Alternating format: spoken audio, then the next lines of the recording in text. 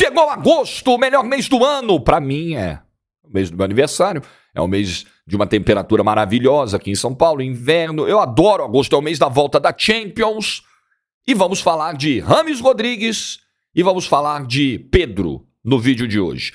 Que o mês de agosto seja maravilhoso para você, de vitórias, de sucesso, que dê tudo certo nos seus projetos, na sua caminhada. Vamos que vamos e um ótimo primeiro almoço de agosto. Almoço de agosto, hein? Almoço de agosto para você, primeiro do mês. Um grande almoço com o seu fonezinho, curtindo a gente, com a sua telinha aí na frente, curtindo o canal. Obrigado, fico muito feliz de te fazer companhia todo dia. Like do vídeo, não se esqueça e ative também o sininho das notificações, fazendo a inscrição no canal. 120 mil inscritos é a próxima meta, tô contando com você. Meu palpite para Atlético Mineiro e Palmeiras nesta quarta-feira pela Libertadores é de vitória do Galo. Vai sair a primeira vitória do Filipão, hein? O Atlético jogou bem contra o Grêmio na arena, teve um gol anulado ali, numa decisão do VAR que não convenceu muito. O Atlético fez um ótimo jogo contra o Flamengo, caiu de produção no segundo tempo, tomou uma virada, o Arrascaeta entrou, mudou o jogo. Tá ali numa curvinha de crescimento que talvez estoure da vitória quarta-feira, porque a chance é quarta-feira, a chance é no primeiro jogo, né? Porque levar para o Allianz Parque é complicado. Acho ainda que o Palmeiras é favorito para passar no confronto, mas para o jogo de amanhã, para mim, dá Galo. É o meu palpite. O Aposta Ganha tem as cotações. Você pode se cadastrar no site agora. Link está fixado no comentário. Se cadastrando lá, você ajuda este canal a seguir em frente e pode se divertir sempre com muita responsabilidade nos jogos desse meio de semana. Beleza? Link fixado nos comentários, no topo dos comentários. James Rodrigues primeiro. James Rodrigues chegou. Tem um debate hoje sobre o custo dessa operação. Eu acho pertinente. Eu acho importante falar disso. Porque se você é torcedor, você, além de estar preocupado com os títulos, com os resultados de curto prazo, é importante que você tenha uma conscientização de que as finanças do clube, o equilíbrio das finanças, o equilíbrio entre receitas e dívidas, a boa gestão do dinheiro, do caixa, ela é importante para pensar no futuro, para que esse clube tenha uma sobrevida, uma existência, um êxito do futuro, para que esse clube se transforme numa potência, ele precisa estar caminhando, né, bem nesse aspecto. Então, a preocupação com, de onde vem o dinheiro? Eu julgo pertinente. Não é jogar água do chope, porque toda vez que o torcedor tem muito essa síndrome de perseguição, e não é só o São Paulino, acho que vale para todos. Poxa, mas aí toda vez que eu trago um reforço, meu clube traz um reforço, os caras ficam falando de dinheiro. E por que não falam do vizinho? Bom, eu falo de todos os que eu entendo que sejam objeto de análise aqui, de preocupação, de dúvida. Eu, por exemplo, questiono e gostaria muito de entender melhor os recursos do Corinthians para trazer o Lucas Veríssimo. Quando o Palmeiras faz uma contratação, o meu olhar é diferente, porque eu sei que o Palmeiras tem um panorama financeiro diferente do São Paulo, diferente do Corinthians, bem diferente até do Corinthians. O Palmeiras tem uma situação equilibrada das suas finanças. O Palmeiras, inclusive, ele é conservador até demais, né? O presidente do Palmeiras é tratada como pão dura, porque não quer contratar, enfim, mas esse é outro papo. O São Paulo, ele ainda tem uma dívida muito alta, mas, se você pegar as finanças do clube, o balanço de 2022, a situação melhorou um pouco. O São Paulo ele tem hoje um aumento nas suas receitas, isso é muito importante, e aí são vários fatores, né? São os mecanismos de solidariedade de jogadores que são negociados aí, que saíram da base do São Paulo, receita com premiação de competição, porque o São Paulo foi longe, foi finalista da Sul-Americana, foi semifinalista da Copa do Brasil no ano passado. Então isso fez com que o Caixa, se tivesse uma colocação melhor do que o 9º lugar do Brasileiro, teria subido ainda mais esse valor. Bilheteria tem sido uma coisa importante para o São Paulo e em 2023 continua. O torcedor do São Paulo pega jogo de estreia do Campeonato Paulista, bota 50 mil dentro do Morumbi. É uma receita importante, é o apoio que o time recebe em campo e é dinheiro que entra do caixa. Bilheteria, sócio-torcedor, exploração de camarote. Vale lembrar que, né, os estádios estiveram fechados por causa da pandemia. Então nessa reabertura o São Paulo também passou a ter um incremento de faturamento nisso. A dívida é alta ainda, 700 pau de dívida, é muita coisa, 700 milhões de reais. E metade dessa dívida estourando com vencimento agora ao longo de 2023. Tem muita dívida bancária, tem muita dívida de empréstimo junto a diferentes instituições financeiras, mas pelo menos ela parou de subir no ano passado em relação aos anos anteriores, deu uma estancada. Então, o panorama que o São Paulo vive no momento é um panorama de recuperação e dá ao torcedor a sensação de que, poxa, as coisas estão mais equilibradas, entrou mais dinheiro no caixa do clube no ano passado, e isso, em tese, permite um investimento seguro num ativo caro, que é o Rames Rodrigues. Qual é o entendimento do São Paulo no meu entendimento, na minha visão, né, na minha interpretação? O São Paulo entende que é necessário fazer essa roda girar com contratações, porque elas vão te trazer o retorno de marketing. O São Paulo, por exemplo, hoje é um clube que tem tentado arrecadar mais nesse departamento do que os seus rivais, né? E, aliás, tem um cara na presidência que entende bastante desse assunto. O São Paulo ele é hoje um clube que, com um cara desse tamanho, ele aumenta a mobilização do torcedor, ele traz um retorno de marketing, de venda de camisa, de exposição, de publicidade quase que instantâneo, quando você traz um cara de Copa do Mundo, como o Rames Rodrigues, um cara de Real Madrid, Bayern de Munique, Premier League e tudo mais. Você traz o retorno técnico, muito provavelmente, que eu acho que o Rames será capaz de contribuir muito com o São Paulo, com a melhora da qualidade do São Paulo, porque um cara com a carreira que tem o Rames, com a bola que tem o Rames, a gente precisa ver as condições físicas, mas obviamente que o São Paulo, para fazer uma contratação desse tamanho, se cercou de todos os cuidados, de todas as informações, existem os exames médicos, todos os trâmites que vão dar essa certeza de que o São Paulo não está dando um passo errado do ponto de vista esportivo. E do ponto de vista financeiro, é aquilo, é fazer a roda girar. Se o São Paulo tem arrecadado bastante nesse ano com o que tem, quando você traz um Rames, a atratividade dos jogos do São Paulo passa a ser ainda maior. A procura pelos jogos do São Paulo passa a ser ainda maior. Então, o que o São Paulo tem arrecadado com os seus jogos, a tendência é que isso aumente e o investimento se pague. Mas o São Paulo precisa ter em mente que tudo isso precisa ser orçado, calculado, planejado, dentro dos recursos que o clube tem e com as projeções realistas de ganhos para a temporada. Porque, por exemplo, se o São Paulo faz uma projeção, faz ali uma conta de, puxa vida, nós vamos gastar X porque nós vamos ganhar a premiação de, sei lá, vice-campeão brasileiro. É um risco você trabalhar no fio da navalha, né? Você trabalhar na dependência de um resultado esportivo que não é garantido para poder fechar a tua conta e para poder pagar o investimento alto que você está fazendo. O São Paulo já tem a experiência de algo que não deu certo, que foi a contratação do Daniel Alves. 1,5 milhão de salário, o São Paulo não conseguiu honrar o compromisso, o passo foi maior do que a perna, o êxito esportivo não foi tão grande assim. Enfim, o São Paulo criou um ambiente de mobilização, mas não tem essa história de, a torcida paga, vamos jogar para a torcida que a torcida paga. Não é bem assim, sabe? Por mais que o torcedor do São Paulo tenha sido muito presente nesses últimos tempos, continue sendo, seja um exemplo hoje de participação no dia a dia do clube, nos jogos do clube, no apoio nos estádios, no apoio nos momentos difíceis.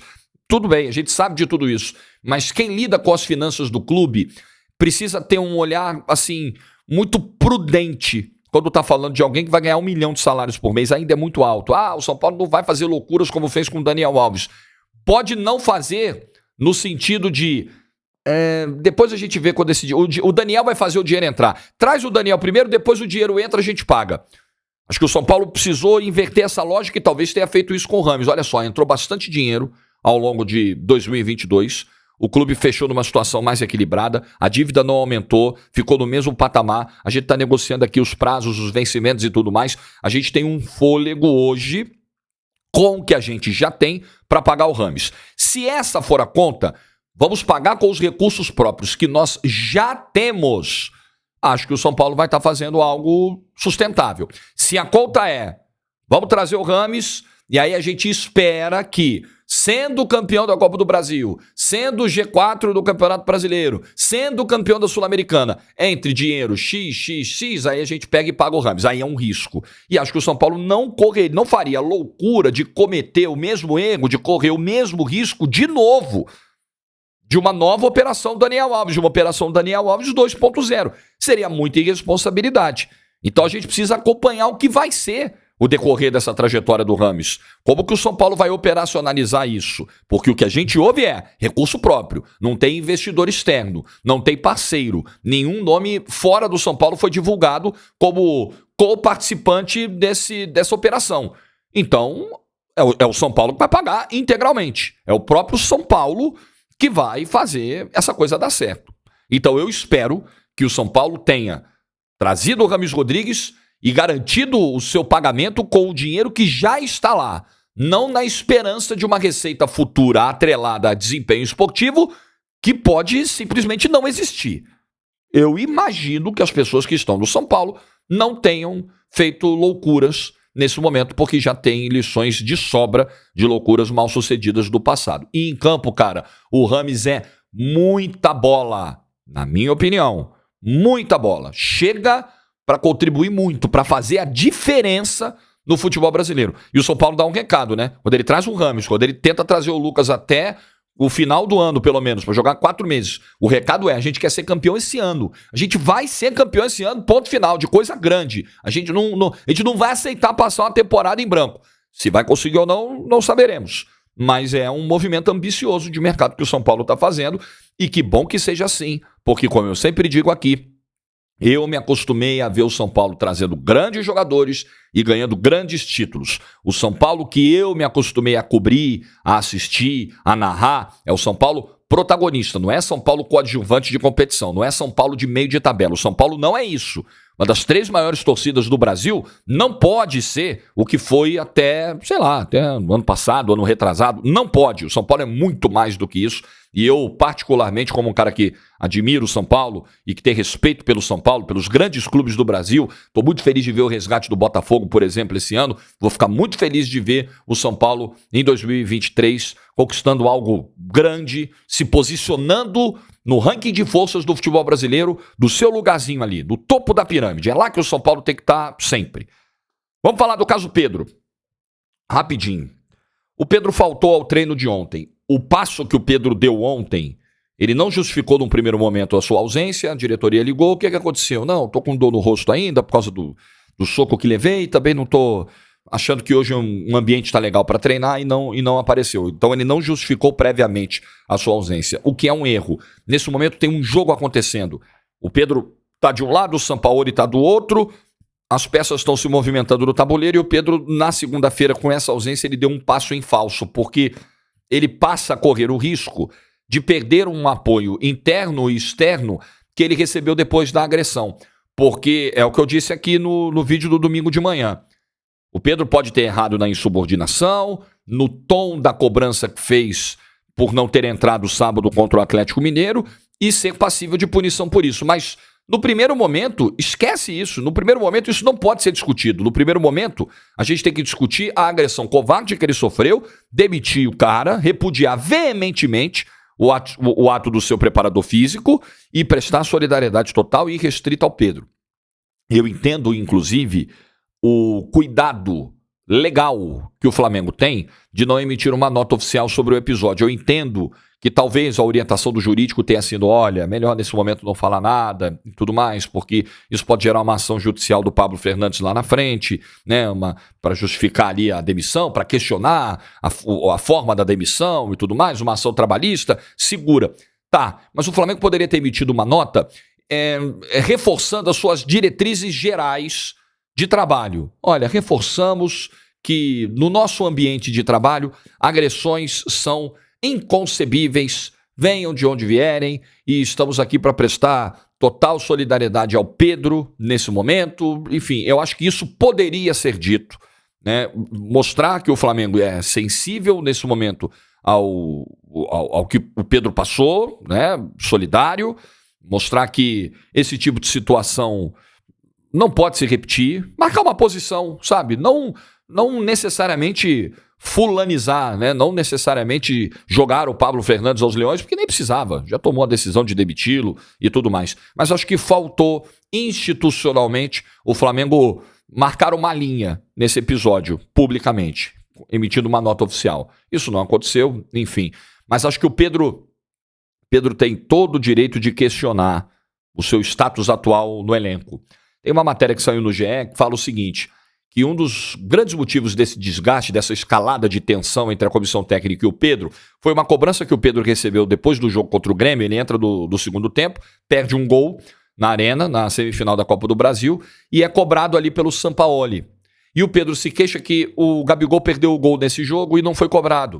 O Gabigol perdeu um gol, e eu me lembro também, contra o América Mineiro no Maracanã, no empate 1-1, numa bola que o Arrascaeta enfiou, um gol cara a cara, daqueles assim que não dá pra perder e o Gabigol perdeu, e não se tem notícia de que o Gabigol foi cobrado nesses mesmos termos que o Pedro foi depois de perder o gol contra o Grêmio. Então, quando o Pedro fala em covardia psicológica, a interpretação que fica é essa. Ele talvez esteja sendo mais cobrado por lances que não dão certo do que o Gabigol, que é o seu concorrente direto pela posição. Porque na cabeça do Sampaoli, o Pedro não é um jogador de tanta mobilidade quanto o Gabigol, por características. E é um direito do Sampaoli. Por características, o Gabigol é o preferido. Direito do treinador, ok. E o Gabigol tem números que justificam a sua manutenção como titular. Não tem nenhum absurdo aqui. Tratar o Pedro como reserva não é um crime. Na cabeça do Sampaoli isso faz sentido. E no desempenho em campo também faz algum sentido. Agora, de fato, se um é cobrado pelos gols perdidos de maneira dura, enfática, e o outro, quando comete os mesmos erros, não tem o mesmo tom de cobrança, nós temos um problema. Se de fato é isso que acontece no vestiário, o Pedro tem a sua razão. Só que, para o Pedro manter a sua razão, ele não pode se insubordinar, como fez no sábado, por isso que eu disse. Vamos prestar solidariedade ao Pedro, vamos esperar o Pedro cicatrizar a ferida na boca, cicatrizar a ferida interna, seguir em frente, chamar o Pedro numa sala e falar: Pedro, olha só, beleza? Tá tudo bem, né? Recuperou, mandamos o cara embora, vamos seguir em frente? Vamos. Para seguir em frente, você não pode fazer o que você tem feito. Você não pode faltar treino, sem justificativa prévia. Você não pode se recusar a aquecer. Você não pode falar em covardia psicológica publicamente sem antes externar para nós do departamento de futebol o que está acontecendo. Que covardia psicológica você está sofrendo? Isso é grave. Como empregador, o Flamengo não pode ser negligente. Mas o Flamengo precisa ter conhecimento disso também.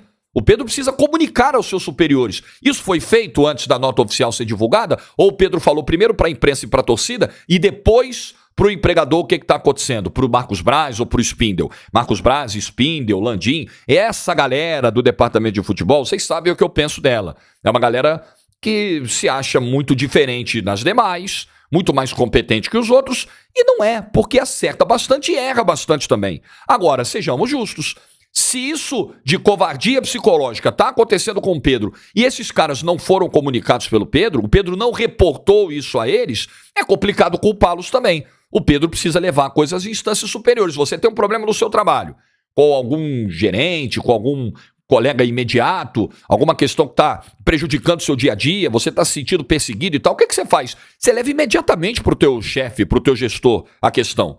Você leva para quem pode resolver e busca os caminhos institucionais para resolver. Ou você vai dar uma porrada no cara, vai resolver na mão, vai ser demitido. Ou você vai resolver no grito, vai tomar uma porrada do cara, ele vai ser demitido e você vai acabar sendo punido também por insubordinação, porque gerou o tumulto, enfim. Então, o negócio é sentar e conversar. Eu não sei se o Pedro fez isso em algum momento com os seus superiores do departamento de futebol. Então, o Pedro, nesse momento, para que ele não perca o apoio que ele ainda tem de grande parte do elenco, pelo que se informa, o elenco estava fechado com o Pedro, ele precisa seguir cumprindo com as suas obrigações, ele precisa ser profissional. O Pedro é pago para jogar, o Pedro é pago para treinar, ele faz parte de um grupo e ele precisa, claro, ele tem que ser tratado com isonomia. Eu acho que isso que o Pedro está pedindo. Pô, se eu sou criticado, se o São Paulo vem pegar no meu pé porque eu perco um gol, ele tem que fazer a mesma coisa com os outros que perdem. O Pedro está certo nisso. E se tem uma coisa que me chateia profundamente é a falta de isonomia, de igualdade no tratamento quando você faz parte de um grupo. Isso é uma coisa que me irrita, isso é uma coisa que eu acho nociva para qualquer tipo de ambiente.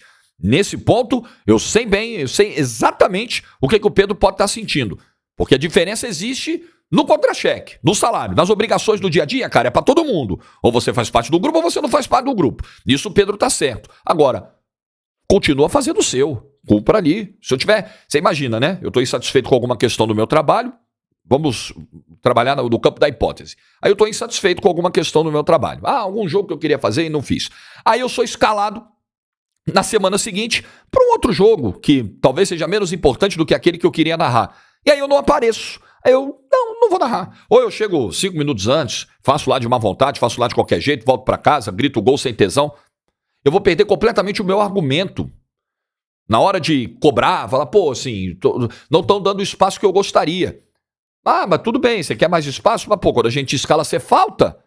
Acabou, eu vou perder meu direito de argumentar. Então, Pedro precisa ser, nessa hora, inteligente. Tá puto, eu entendo.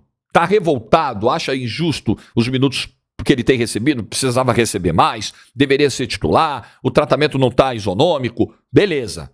Mas chama o cara pra conversa, não é só também o Marcos Braz e o Spindle. Chama o Braz, o Spindle, o Landim e bota o Sampaoli junto na mesa, ó. Vamos lavar essa roupa suja aqui. Tá acontecendo isso. Sampaoli, fala agora. Não é isso, é por aqui, blá, blá, blá. Vamos resolver. E acabou, porque são profissionais. Eles não precisam se gostar. A gente tem inúmeros casos de times campeões. O treinador não falava com o principal jogador do time, jogador com jogador que não se falava, capitão que não falava com um atacante importante. Os caras se odiavam, mas ganhavam títulos. Porque chegavam lá no campo, cada um fazia o seu. Um tocava a bola pro outro, não precisava sair abraçado junto comemorando o gol. Mas na hora que um precisava tocar a bola pro outro, tocava. Porque os dois iam ser campeões, os dois iam ganhar o bicho do título, os dois iam ficar pra história, iam aparecer na capa do jornal no dia seguinte.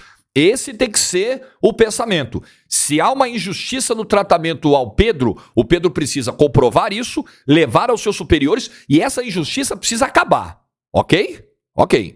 E bola pra frente. E o Pedro precisa continuar cumprindo com as suas obrigações enquanto jogador do clube. Ou se desvincula do clube, o que é um direito do Pedro, mas tem lá os trâmites pra isso, e vai ser feliz em algum outro lugar. O que não dá é pra ficar nessa situação de uma guerra fria com o Sampaoli, onde o Pedro só tem a perder e o Flamengo também só tem a perder. Ok? Então separemos bem as coisas. O Pedro foi a vítima do sábado, merece toda a nossa solidariedade, porque é um absurdo, por mais que o Pedro tenha errado, isso ser respondido com uns tapas na cara e soco na cara. Isso é coisa de moleque. Isso que o Pablo Fernandes fez com o Pedro foi molecagem. Isso não é atitude de comandante, isso não é atitude de homem, na relação de vestiário, na relação humana. Não é assim que se resolve as coisas. Eu jamais contrataria um cara com esse histórico do Pablo Fernandes. Jamais. Um cara que mostrou um profundo desequilíbrio para lidar com tensões do dia a dia. Vestiário é tensão. Gerir pessoas é tensão permanente, é encheção de saco permanente. É ali, ó, administrar, equilibrar vaidades, aspirações, desejos. Se você não tá pronto para isso, não faça parte de um grupo, não faça parte de uma liderança de um grupo. O Pablo Fernandes não tá. Obviamente que não tá. Não tem a menor condição. Chega a ser esdrúxulo. Chega a ser uma coisa assim, vergonhosa. O cara ter a oportunidade de trabalhar num dos maiores clubes do mundo, que é o Flamengo, e se comportar desse jeito. Como briga de boteco, briga de bar. Lamentável. Eu também questionaria o Sampaoli por isso, hein? Se fosse a diretoria do Flamengo, Sampaoli, beleza. Vamos continuar, claro. Não precisa abrir mão do trabalho. Não foi você que bateu no cara. Nós mandamos o cara embora. Você topa seguir sem ele, beleza. Mas, porra, você não pode... esse é o cara que você contrata, que você bota na tua comissão técnica? É com esse perfil? Pelo amor de Deus, né, Sampaoli? Pelo amor de Deus, escolha melhor os profissionais que trabalham com você. Porque um cara como esse pode minar o trabalho bem feito que você tá fazendo aqui, jogar tudo por terra. Por favor, um pouquinho mais de... um cara que já tem o histórico de ter feito isso antes. Sabe? Chegar no São Paulo e dar uma encostada, dar uma dura nele e falar também, meu velho, pô, cuidado. Cuidado na hora de montar a sua equipe. Pelo amor de Deus, olha o cara que você trouxe pra cá. Pô, você trouxe um troglodita pra cá. Que loucura, né? Também precisa dar essa chegada. Mas, enfim... o ambiente está pesado para o Pedro do Flamengo e as decisões do Pedro também vão ser decisivas. Como o Pedro vai se portar daqui para frente vai ser importante para que esse ambiente ou piore ou que as coisas entrem num modo racional para todas as partes. Porque uma ruptura, uma briga judicial, enfim, um negócio, uma guerra com o Sampaoli seria péssimo para todo mundo e pode ter sim reflexos no dia a dia do Flamengo. O que você pensa sobre isso? Sobre Rames? Sobre o dinheiro? Sobre o Pedro? Sobre o Sampaoli? Deixa nos comentários. Boa terça-feira para todo mundo. Boa sorte para os brasileiros hoje na Libertinha, começando o mata-mata, né? Flusão, Furacão, Colorado. Ê, Colorado, que dureza hoje, hein? Nossa Senhora. Alô, Cudê. Boa sorte aí para os brasileiros. Tchau, juízo.